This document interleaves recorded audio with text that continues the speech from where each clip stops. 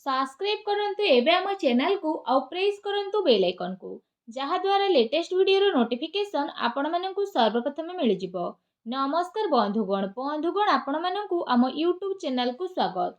बंधुगण आज आम आपण माननकु कहिबु आगामी 28 तारिख रु आगामी 9 तारिख पर्यंत समय आपणकर किपरि कटिबो, केउ प्रकार आपणकर समय को साब्यस्त करिवे, आपणकर लव लाइफ किपरि रहिबो, ए समय रे आपणकर बिजनेस किपरि रहिबो, व्यापार किपरि रहिबो, आपणक शिक्षा किपरि रहिबो, स्वास्थ्य किपरि रहिबो, सब किछि पूरा विस्तार पूर्वक भाबे कहबा। आगामी 27 तारिख रु 9 तारिख पर्यंत समय आपणकर किपरि कटिबो, ग्रह नक्षत्र हिसाब से आपको क्यों क्यों जिनिस फायदा हेबो, क्यों क्यों जिनिस आपको सावधान रहा पड़ो, ग्रह नक्षत्र हिसाब से ए 7 दिन में आपणकर लव लाइफ किपरि रहिबो, क्यारियर किपरि रहिबो, बिजनेस व्यापार किपरि रहिबो एवं स्वास्थ्यर महत्वपूर्ण इनफॉरमेशन आमे वीडियो रे आपण मानकु देबु। तेणु फ्रेंड्स ए वीडियो को पूरा लास्ट पर्यंत देखंतु। चैनल ले नुआ करी आस्तिले चैनल को सब्सक्राइब करि नेबा सह पाखरे सुथुवा बेल आइकन को क्लिक करंतु और कमेंट बॉक्स रे जय बजरंगबली बोली अवश्य लिखि दियंतु। तो आ डेरी न करी आसंतु जानिबा किपरि रहिबो आगामी 27 रु 9 तारिख पर्यंत समय विषय रे। जदि ए 7 दिनर स्थिति विषय आमे आलोचना करिबा तो फ्रेंड्स ए समय रे ग्रह गोचर पूर्ण रूप रे आपणक पक्षरे आसीबो। आपणकर आर्थिक स्थिति मजबूत एवं सशक्त मध्य बनिबो। अलस्वामी को छाड़ी पूरा मनोयोग सहित आपण निजर लक्ष्य को पूरा करिबारे आपण संक्षेपण करिवे। युवा वर्ग निजर क्यारियर प्रति पूर्ण एवं एकाग्रचित्त मध्य रहिबे, आउ सफलता मध्य अवश्य ही से माने प्राप्त करिवे। फ्रेंड्स एहा सहित आपण समस्ते क्यों भी परिस्थिति रे सामान्य रहउतले किंतु आपण आपणकर कर्म आउ तुषार्थ माध्यम रे निजर उपलब्धि को हासिल करिबारे एवं संतानकर विद्या अध्ययन संबंधित कौनसी महत्वपूर्ण कार्य संपन्न मध्य हेबो। फ्रेंड्स एहा सहित जदि कहबा उधार देइथिबा पैसा प्राप्त करिबा पई मध्य एबे उचित अवसर आसी जाइछि। सेथिपाई एबे आपण प्रयासरत रुहंतु। पिलांक संबंधित कौनसी समस्या सुधरिबा कारणरू बहु अधिक आपणको खुशी अनुभव हेबो। कौनसी संपर्कियक सहित पुरुणा मतभेद दूर हेबा द्वारा संबंध पुणी थरे आपणकर बदली जीवो। ता सहित जदि आमे कहबा पूर्व किछि समयरू चली आसुतबा स्वास्थ्य संबंधित असुविधा रे अप्रत्याशित सुधार आसिबा कारणरू निजको आपण जदि कहबा ऊर्जावान अनुभव करिवे। ता सहित पूरा आत्मविश्वास और पराक्रमर सहित निजर कार्य को पूरा करिबारे आपण सक्षम नजर मध्य आसिबे। घरे कौनसी धार्मिक आयोजन संबंधित योजना मध्य आपणकर बनिबो। फ्रेंड्स एहा सहित जदि के भवन निर्माण संबंधित कार्य आपणकर अटकी थिला तो से सबु ए समय रे आपणकर संपूर्ण भाव रे पूर्ण हेबो। प्रतिटी स्थिति आपणकर बदलिबो। ता सहित कौनसी प्रॉपर्टी को किणाकिणी संबंधित योजना आपणकर बनी पारे। आपणकर वैज्ञानिक दृष्टिकोण तथा उन्नत भावना आपणकर घर तथा व्यवसाय दुईटी रे सामंजस्य बनाई कि रखिबो।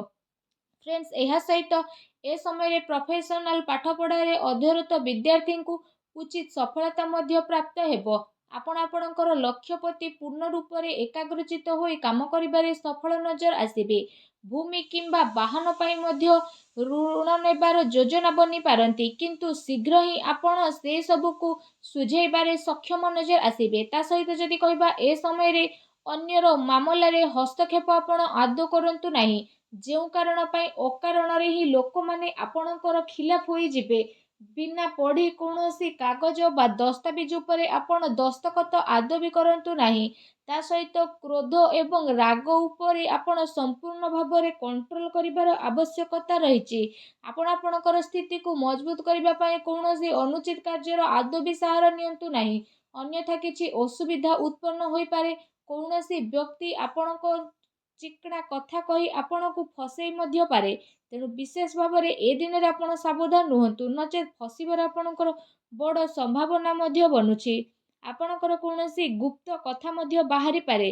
सेथिपाई आपण सावधान मध्य रुहंतु। एहा सहित जदि कहबा काहा सहित कथाबार्ता करिबा समय रे बहु अधिक आपण ध्यान रखंतु कि आपणकर कौनसी नकारात्मक कथा संबंधित बहु अधिक खराब न होई जाऊ।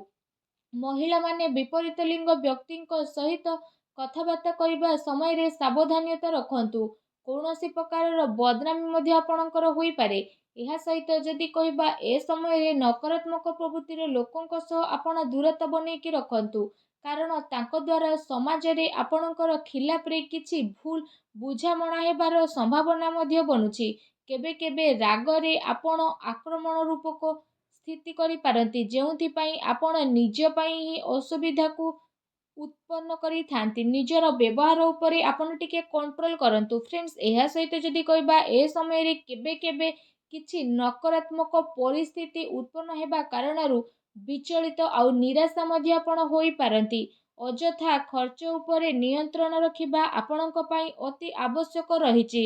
ଅଟକି ରହିଥିବା ପଇସା ମାମଲାରେ କାହା ଉପରେ ଆପଣ ଆଦୌ ବି ଭରସା କରନ୍ତୁ ନାହିଁ। କୌଣସି ସମ୍ପର୍କୀୟଙ୍କ ସମ୍ବନ୍ଧିତ ଅପ୍ରିୟ ସମାଚାର ପ୍ରାପ୍ତ ହେବା କାରଣରୁ ମନ କାଫି ଆପଣଙ୍କର ଉଦାସ ରହିବ। ଏହା ସହିତ ଏ ସମୟରେ କୌଣସି ଭୁଲ ବୁଝାମଣା କାରଣରୁ ପଇସା ଆପଣଙ୍କର ବର୍ବାଦ ହୋଇପାରେ।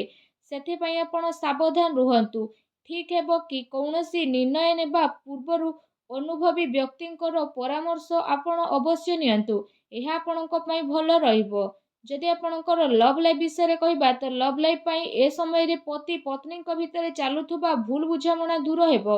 ତା ସହିତ କୌଣସି ବିପରୀତ ଲିଙ୍ଗ ବ୍ୟକ୍ତିଙ୍କ ସହ ସାକ୍ଷାତ ହୋଇପାରେ। ପାରିବାରିକ ପରିସ୍ଥିତି ପୂର୍ଣ୍ଣ ଆପଣଙ୍କ ସପକ୍ଷରେ ଯିବ। ଘରର ବଡ଼ଙ୍କର ଆଶୀର୍ବାଦ ସହଯୋଗ ଘରର ବାତାବରଣକୁ ଖୁସିଭରା ମଧ୍ୟ କରିଦେବ। ଏହା ସହିତ ଏ ସମୟରେ ବିପରୀତ ପରିସ୍ଥିତିରେ ଜୀବନ ସାଥୀଙ୍କର ପୂର୍ଣ୍ଣ ସହଯୋଗ ମଧ୍ୟ ଆପଣଙ୍କୁ ପ୍ରାପ୍ତ ହେବ। ପ୍ରେମ ସମ୍ବନ୍ଧ ମଧ୍ୟ ମର୍ଯ୍ୟାଦାପୂର୍ଣ୍ଣ ରହିବ। ତା ସହିତ ଏ ସମୟରେ ପରିବାରରେ ସୁଖ ଶାନ୍ତିର ବାତାବରଣ ବନି ରହିବ। ମିତ୍ରଙ୍କ ସହ ପାରିବାରିକ ଗେଟ୍ ଟୁଗେଦର ପ୍ରସନ୍ନତା ମଧ୍ୟ ଆପଣଙ୍କୁ ନୂଆ ଊର୍ଜା ପ୍ରଦାନ କରିବ। ଏଥିପାଇଁ ପରିବାରରେ ଖୁସିଭରା ମାହୋଲ ମଧ୍ୟ ବନି ରହିବ ଓ ପ୍ରେମ ସମ୍ବନ୍ଧ ମଧ୍ୟ ବହୁ ଅଧିକ ମଜବୁତ ରହିଯିବ। ଯଦି ଆପଣଙ୍କର କ୍ୟାରିୟର ଆଉ ବ୍ୟବସାୟ ବିଷୟରେ ଆମେ କହିବୁ ତ କ୍ୟାରିୟର ବ୍ୟବସାୟରେ କିଛି ଅସୁବିଧା ଆପଣଙ୍କୁ ଅନୁଭବ ହେବ। ନୂଆ ତଥା ଅଜଣା ଲୋକଙ୍କ ଉପରେ ଆପଣ ଆଦୌ ବିଶ୍ୱାସ କରନ୍ତୁ ନାହିଁ ତଥା ନିଜର ନିର୍ଣ୍ଣୟକୁ ହିଁ ପ୍ରାଥମିକତା ଦିଅନ୍ତୁ। କୌଣସି ସମ୍ପର୍କିତ ଯାତ୍ରା ଆପଣଙ୍କର ହୋଇପାରେ, ଯାହା ଆପଣଙ୍କ ପାଇଁ ବହୁ ଲାଭଦାୟକ ସିଦ୍ଧ ମଧ୍ୟ ହେବ। ଚାକିରି ପେଶା ବ୍ୟକ୍ତି ନିଜର ଅଫିସରେ ନିଜର ଉଚିତ ବ୍ୟବହାର ବନେଇକି ରଖିବେ। ତା ସହିତ ଯଦି କହିବା ବ୍ୟାପାରକୁ ପୂର୍ଣ୍ଣ ଉଠେଇବା ପାଇଁ ଆପଣ ପରିଶ୍ରମ ପ୍ରୟାସ ମଧ୍ୟ କରିବେ। ମାନସିକ ରୂପରେ ଆପଣଙ୍କୁ ସଫଳତା ମଧ୍ୟ ପ୍ରାପ୍ତ ହେବ। କିନ୍ତୁ କିଛି ବିରୋଧାଭାସୀ ପ୍ରବୃତ୍ତି ଲୋକଙ୍କ ଦ୍ୱାରା ଦୂରତା ଆପଣ ବନେଇକି ରଖନ୍ତୁ। ଚାକିରିରେ ଲକ୍ଷ୍ୟକୁ ପୂରା କରିବା ପାଇଁ ବସ୍ ଉଚ୍ଚ ଅଧିକାରୀଙ୍କର ପ୍ରେସର ବନିକି ରହିବ। କୌଣସି ପ୍ରକାରର ଚିନ୍ତା ହେବାର ସ୍ଥିତି ମଧ୍ୟ ଏ ସମୟରେ ଆପଣଙ୍କର ବନୁଛି। କିନ୍ତୁ ଯଦି ଆପଣ ଧୈର୍ଯ୍ୟ ଆଉ ସଂଯମତାର ସହ କାର୍ଯ୍ୟ କରିବେ ତ ପ୍ରତିଟି ପରିସ୍ଥିତି ଆପଣଙ୍କର ସାମାନ୍ୟ ହୋଇଯିବ। ଆପଣଙ୍କୁ ସଫଳତା ମିଳିବ। କୌଣସି ଅନୁଭବୀ ବ୍ୟକ୍ତିଙ୍କର ପରାମର୍ଶ ଆପଣଙ୍କୁ ମୁସ୍କିଲ ସ୍ଥିତିରୁ ବାହାର କରିବାରେ ମଦତ କରିବ।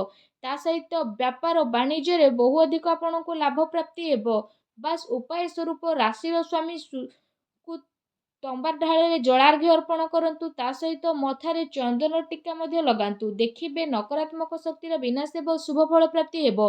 ଭିଡ଼ିଓ କେମିତି ଲାଗିଲା କମେଣ୍ଟ କରିକି ଜଣାନ୍ତୁ। ଚ୍ୟାନେଲରେ ନୂଆ ଆସିଲେ ଚ୍ୟାନେଲକୁ ସବସ୍କ୍ରାଇବ କରନ୍ତୁ। ଧନ୍ୟବାଦ।